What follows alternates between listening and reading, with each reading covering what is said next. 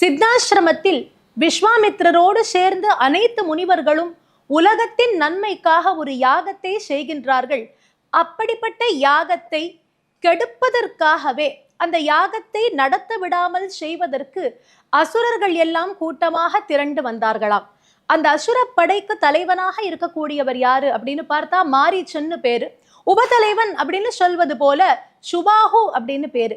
இந்த சுபாஹு மாரீச்சனுடைய தலைமையில அத்தனை அசுரர்களும் விண்ணில் இருந்து அபசகுணமான பொருட்கள் எல்லாவற்றையும் கீழே எங்க யாகம் நடக்கின்றதோ அங்க எரிய பார்க்கின்றார்கள்.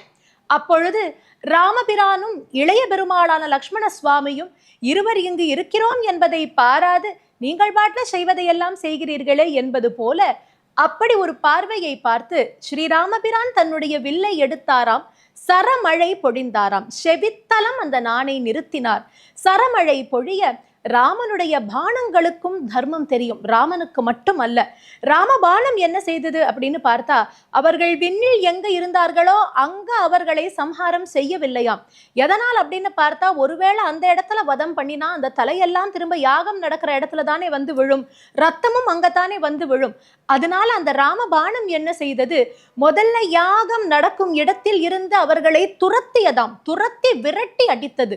சற்று தொலைவு சென்ற பிறகே அத்தனை பேருடைய சிரமானதை தலையானதை அப்படி அழகா வெட்டி அத்தனை அசுரர்களையும் ராமபாணம் வதம் செய்ததாம். இதுல முனிவர்கள் எல்லாம் ஸ்வாஹா ஸ்வாஹா என்று சொல்லும் பொழுது ஸ்ரீராமபிரான் சுபாஹுவை ஸ்வாஹா என்று செய்து விட்டார். ஆனால் மாரீச்சனை அவர் வதம் செய்யவில்லை, மாரீச்சனுடைய மதத்தை மட்டுமே அடக்கினாராம்.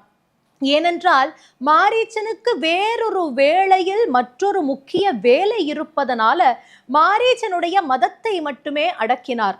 அது மட்டுமல்ல, தாட்டகையுடைய பிள்ளைகள் தானே மாரீச்சனும் சுபாகுவும். அதனால் ஒரு பிள்ளையைத்தான் வதம் செய்து விட்டார். மாரீச்சனாவது இருந்து அப்பத்தான் தாட்டகை வதம் ஆனதனால அவளுக்கு செய்ய வேண்டியவற்றை செய்ய வேண்டிய கடமைகள் ஒரு பிள்ளைக்கு உண்டு என்பதனால் மாரீச்சனுடைய மதத்தை மட்டுமே சுவாமி அடக்கினார்.